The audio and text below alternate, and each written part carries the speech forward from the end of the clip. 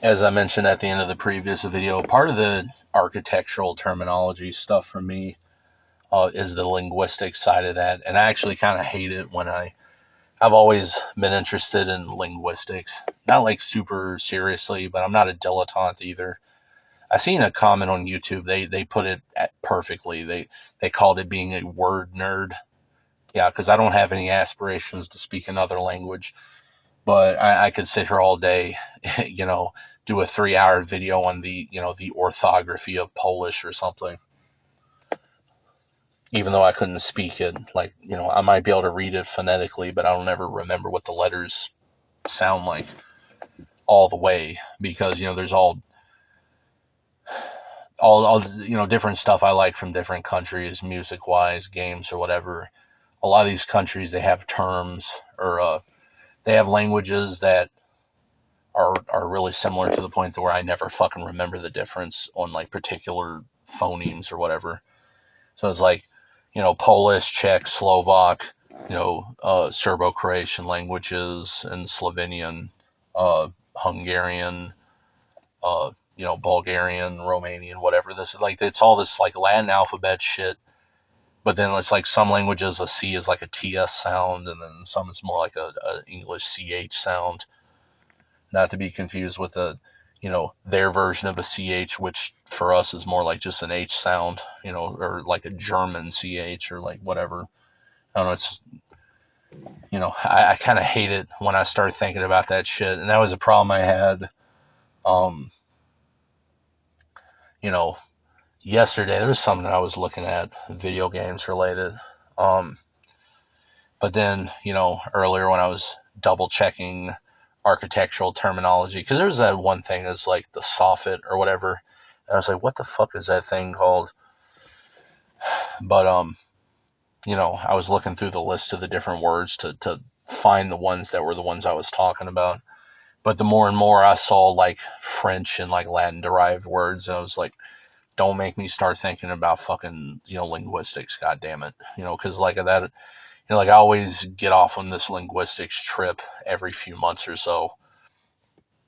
And especially, I made the mistake of, I don't remember what video I was looking at, but, you know, somebody was Polish and they were talking about, oh, Polish game, Poland's keeping gaming alive. And I'm like, really? Because like people can fly disbanded a long time ago, or all the talent became Epic Games Poland to get wasted on Bulletstorm.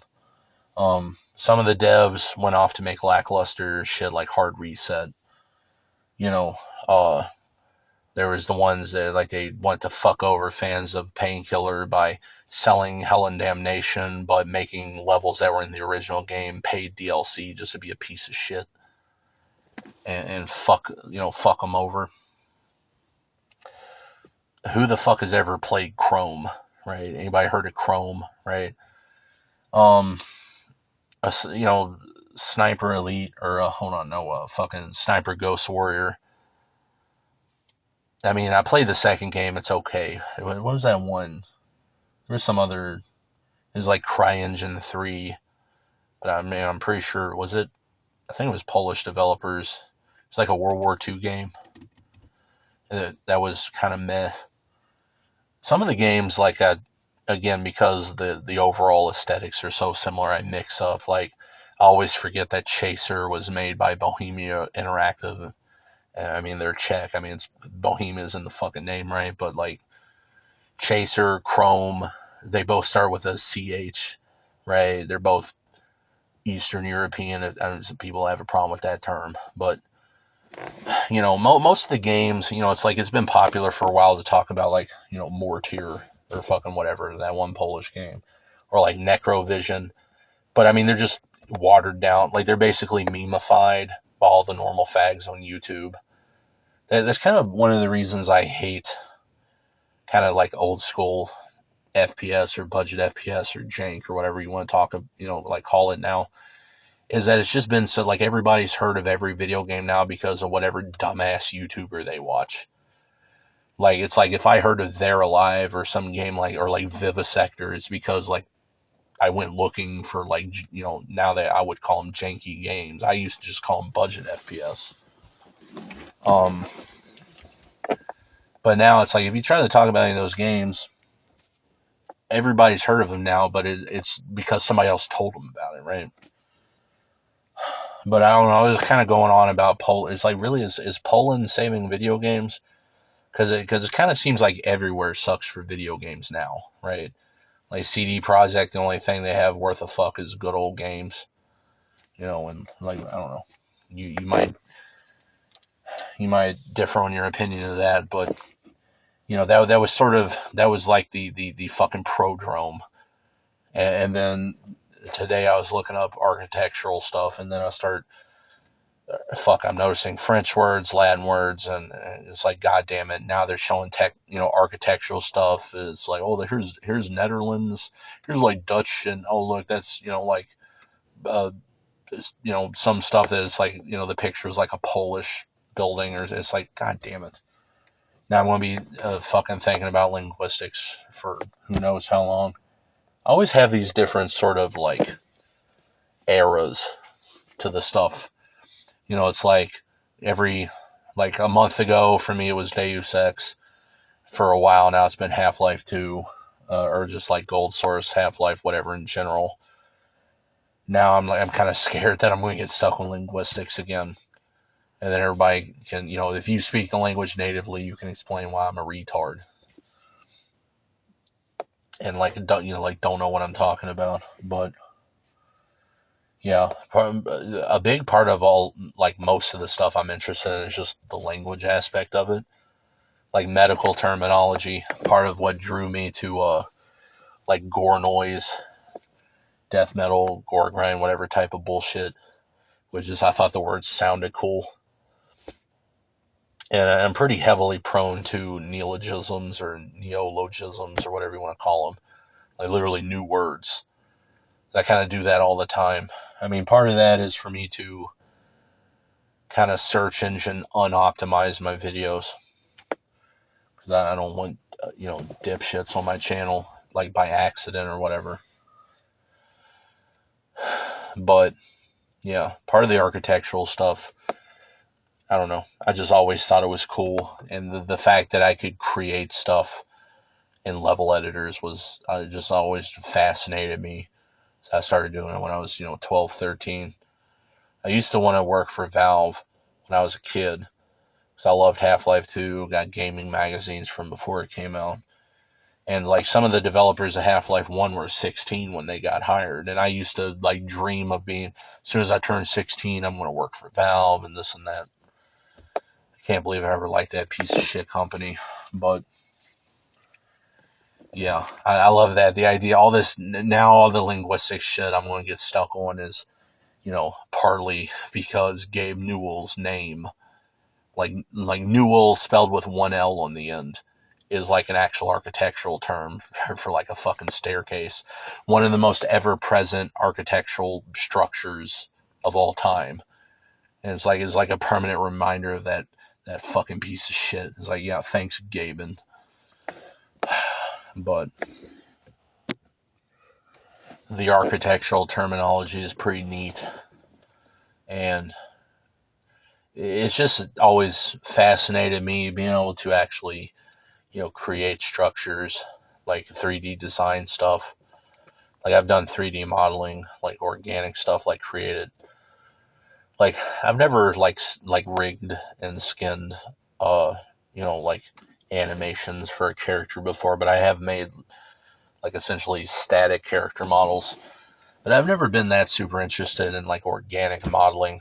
Most of the time, if I make models, it's going to be like inanimate shit just for the sake of putting in a level. But even with level design, it's just interesting to see the different terminology that's there. It's like brushes and, displacements, clipping, and I don't know, all these different little terminologies. But I like to see the differences between engines as well. So for an example, static props in Source are called static meshes in Unreal Engine. Or the differing workflows or methodologies or whatever So, pretty much since Unreal Engine 2, the design paradigm with Unreal Engine has been to do the most bare bones brushwork with the CSG, and then pretty much everything in the level should be made out of static meshes or whatever. Well, in Source Engine, we would call that a prop box. And that's kind of something I was trying to look for some of my maps, and I actually found some from like 2008. But I mean, they were already kind of intricate, right? Like I was building out the whole building structure, all the, it's like the rafters in like the building were like fully brushed out, and like modeling separate bricks, like in the fucking wall, or like bullshit like that. But I wish I could find some of my stuff from 2004, because 2004 I did some stuff that they were like truly prop boxes. Um, but yeah, that was sort of looked down on, at least in the past. Nowadays, I don't think it really matters. Like, isn't Source 2 pretty much just like portal and sector type of design? So like the level designer just decides where the portals and sectors should be at, or whatever. Um, or does it still have some basis of CSG? Like something I was looking at was Chronicles of Riddick. So apparently, somebody salvaged some of the mod tools for it, or created documentation for it. But there was something weird with it where it looks like it's CSG based, but there's some type of brush in its editor called a structure brush, and it's like it seemingly is there for no reason, but you have to have one in the level or it won't even work. And it's just so weird, like how different level design engines can decide to handle stuff, right? Like see it like Hammer, like Source, like Gold Source and like Source Engine or Quake in general is a additive space, so it's like totally empty and you put the stuff in. But in Unreal Engine, the area you're working in is essentially a hollowed out solid cube. So it's like positive versus negative CSG or whatever the fuck they like. I don't even remember the terminology for that. But yeah, it's just weird how you can tackle the same thing so many different ways.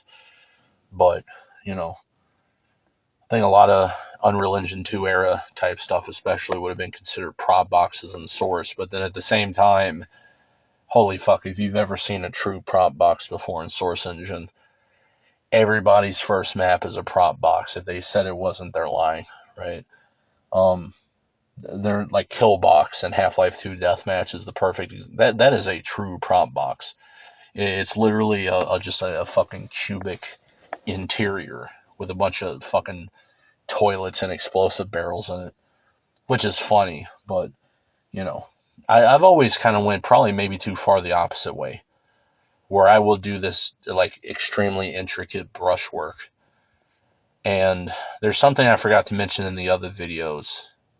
Maybe I'll make another video, I don't know, but when you're making handrails or other intricate brushwork, the way that the engine works when it chops up brush faces, that might not necessarily be what you want, because it might triangulate it a weird way, and then you end up with these weird holes in the handrail or whatever other stuff you made.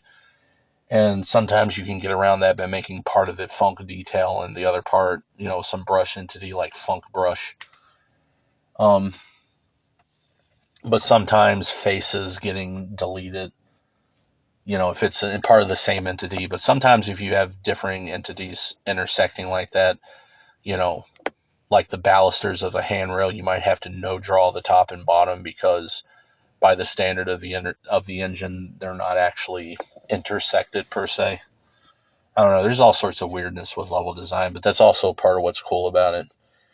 And even though I like to make more realistic stuff usually, I love to see these weird impressionistic kind of, I don't know, just oddly proportioned, you know, level designs that are more, more about being realistically unrealistic, like the way it looks is how like it feels or something like that. I don't know. Not really sure what else to say at this point. So I'm at the end of this video, so I'm just going to end it here.